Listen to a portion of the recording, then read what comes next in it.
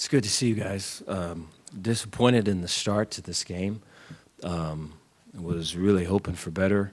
Thought that there was a great fight throughout the game. I thought that, despite whatever the score was, and early in the game, it wasn't very good for our side of things. I thought that throughout the whole game, we thought we were going to win the game, And whether you're on the sidelines or you're running out to the field or it's after something negative or all the negative things that happened, there was always that belief that we were going to win.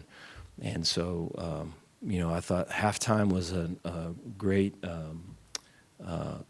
response. There was a lot of truth-telling there. I think just specifically for me on defense, I thought offensively, BYU did a great job on offense. A lot of coaches that I've coached with in the past that are on that staff over there, guys that were on the defense. Chad is on the defense there, and then TJ Woods is the O-line coach there. They were with us both at Utah State and at Wisconsin, and so they run the same defense over there, and so we had a lot of beaters coming at us, and we weren't playing them very good. And this is really for the first time defensively, things that we had normally been doing, we weren't doing, and so that's very difficult when you plan to make a play and then you're not. And so second half was an ability to really kind of just go the other way. We just changed course and adjusted and ran different defenses, played a whole lot better because we're out of the way of all the beaters, But I think we've got to be able to get it to where we can play our base versus their base no matter what beaters come at us with attention and all of that to detail. And so I thought that the fight is something I'm proud of. I thought that, offensively Sawyer and his effort, he took some big hits and he came back throwing. I thought Hal made some big-time catches. I thought the run game needs to improve. I thought it's regressed these last couple weeks, both the blocking and the running. I thought that, defensively, we've got to be able to start faster. And I think we've got to be able to play base. We don't always need to have a beater for their beater. We've got to be able to execute. So there's a thing of like, hey, man, it's 3-2, and you know what pitch is coming, right? You've got to be able to hit that pitch. And so I think there's a fair amount of lessons to be learned off of this and a fair amount of improvement. Take any questions you guys got. Dave, you mentioned the start. If you go back to last year, these kind of starts have been a recurring theme sometimes. I mean, do you feel like there's a problem with the approach that you guys are taking, like coming into the game, and how do you fix this?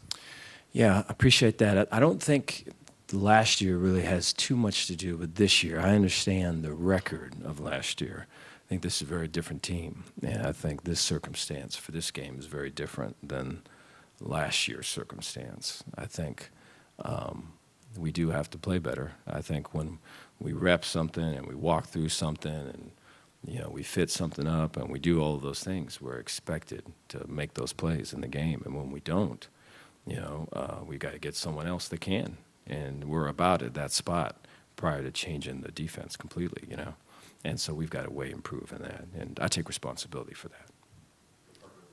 Dave, back here. You mentioned kind of in that opening statement, keeping the faith almost in this program. Obviously, losses like this kind of grow some frustrations with the fan base, or whether that be in the locker room. How do you go about keeping the faith with these tough losses? And at what point, do you maybe change something up or kind of understand, when people might start losing that faith? Yeah, there's a lot of faith in the locker room. There's a lot of leaders in there, guys that believe, guys that put everything into this. We have a lot of staff and support staff that I see their families every Sunday, and I just know how much they sacrifice and how much it means to them, and how special this opportunity is, and so they fight for that. And so I think just to be around your people, you just feel empowered by them, and you feel their energy, and that helps propel you through, hard times.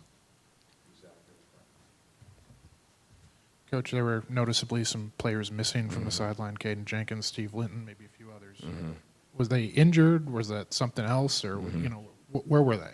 There's a mix. There's a couple guys that are injured. There's a couple guys off the field, discipline issues. And so there's about 10 to 12 guys that were without. But, what I would say to that is it's next man up. We've got good players on this team. You have an opportunity to play. You've been wanting to play. Here's your opportunity to play. Let's go make a play. And so I think, that all of it comes down to execution. I think, I look at BYU, they're missing guys too, and they executed better than we did. Coach, in the back, you talked about the fight and how you're proud of that. You saw how emotional the players are. They clearly care. Is the fight the biggest reason you have such confidence in this team? I think we've got good players. I think we've got talented guys. I think we've got guys that can make plays when it's one-on-ones, that can affect pass protection or can block a one-on-one. I think we've got guys that can take advantage of schematic game planning. And so I think we can't lose sight of that despite, the losses, despite the frustration. These last two losses with just the way they are, they can gut you. And so to stay strong and to keep everyone together and to keep moving forward. I mean, that's what I would want my kids to do. And so I think the same way with our team. How disappointed are you to be having these discipline issues? Because, you're missing some major key players that played like great last week. And so it's kind of hard to know who's injured, who's disciplined. But what's going on that you're having those kind of issues? I think I think there is always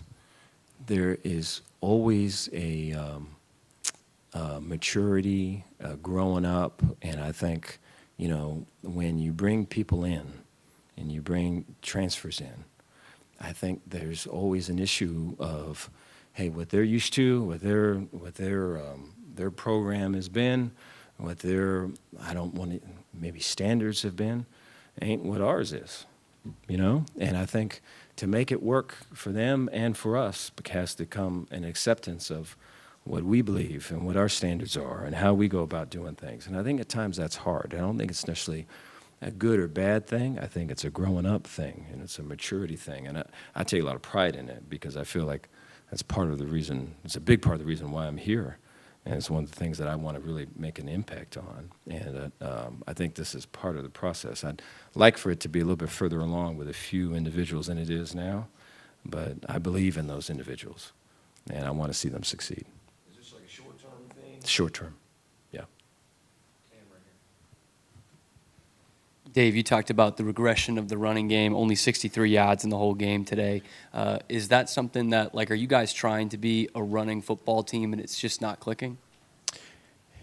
We run the ball to get the RPOs open, And so when we spread people out and they say it's 2-by-2 and there's an overhang, there's an in-man line scrimmage and a number 2 receiver out here. There's someone in between.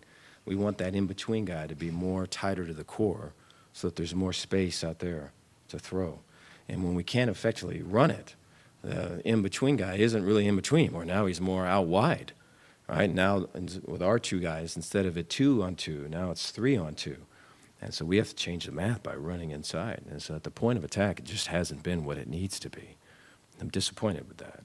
And then I thought our running backs are not running as hard as I think they have in the past. I think we've all seen what has been, and it's not right now.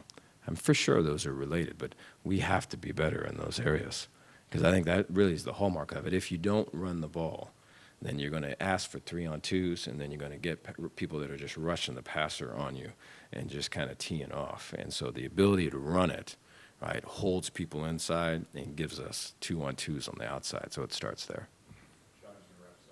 Coach, leading the way for the defense, can you talk about how frustrating it was in the first half that the offense was putting up points, but the defense just couldn't consistently get stops? Yeah, very frustrating. I think, in the prep for it, there was a concern of just how familiar they were with everything. But I think that's part of this league. I think you look at this league, it's so intermixed, interrelated. You look at the schools that are in Texas and the coaches that have been here and everything else. So that's just a huge part of it. And I think to have the options where if something's way targeted, that you have other things to go to, like we did, I think is way important to do. But I think, with all of that being said, just being familiar and knowing what's up and all that, we have to play through that, though, right? People can know what we're doing, but we can execute still, right? There still is an execution part, and I thought that was lacking today from guys that have executed really high level prior to this. And so for us to be able to have to, adjust and call this and call that and call these other things and kind of outsmart the fox, I think that's always a part of it. But we've got to be able to play our base regardless of what comes. And so I'm disappointed that we were not able to do that in the first half. Another tough loss. I mean, what's just kind of the mood right now, and how do you guys bounce back from this? Yeah, I think everyone's hurt, as we should be, and kind of that's the mood in the locker room. But, we know that, come tomorrow, we got to, take that on the chin and watch the film and then correct our mistakes and learn from what we did wrong and learn from what we did right in the game, because there was a lot of right as well. But, just kind of Sunday come around, heal the wounds, and then we're right back to work on Monday morning. It seems like this is a trend, even going back to last year, one close losses like this. Do you change your routine at all at this point? Like, does anything change as you go forward? I don't think so. I think, we know how to win, and we've shown that we know how to win this season as well, late games, but we just have to do it. And we have the right players, the right coaches. I trust everyone 100% with everything we're doing, and we're put in the situations, and we have to capitalize on those situations. 2-minute, drive, for example. Josh Cameron's been lights out all year long. What did he bring today, and did he kind of instill that spark in the second half? Yeah, he's been the leader for almost 3 years for the wide receiver room, and he's been a leader, and he showed that he was a leader on the field with his play and with his leadership. So, he was a big spark for the special teams too. So, everyone, he's an easy person to rally around, and everyone does rally around him, and he does bring a spark to us. Gavin, obviously struggling to run the ball. Was there anything specific BYU's defense did? They just load the box, or what did they do to take away the run? They did nothing, specific to stop it. We have to be better. Offensive line, tight ends, communicating, and that's something that we pride ourselves on, being able to run the ball in heavy boxes. So that's something that we have to fix, and we have to work on this, this week in practice. So I take that as responsibility as a tight ends, that we need to understand how to block better in heavy boxes, especially when they see it coming too.